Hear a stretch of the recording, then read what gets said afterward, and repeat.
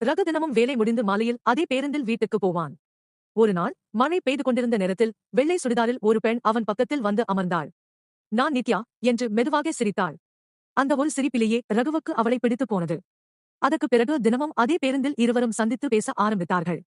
ஆனா ஒரு விஷயம் மட்டும் ரகுவுக்கு வித்தியாசமாக தோன்றியது. நித்யா எப்போதும் இரவு 8:15க்கு வந்த பேருந்தில்தான் வருவாள். ஒரு நாளும் தாமதமில்லை.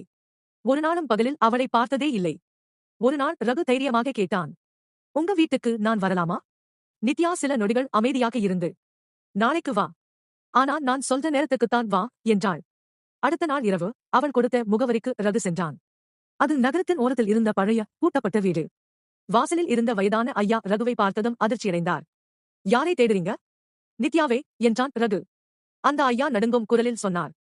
அந்த பெண் 3 வருடத்துக்கு முன்னாடி இந்த ரோட்டுல பேருந்து விபத்துல இறந்துட்டாளே. ரகுவின் கைபேசி அதே நேரத்தில் ஒலித்தது. அதில் நித்யாவின் மெசேஜ் மட்டும் தெரிந்தது. நான் வெளியே நின்னுட்டு இருக்கேன் ரகு. திரும்பி பார். ரகு திரும்பி பார்த்தப்போ என்ன பார்த்திருப்பான்?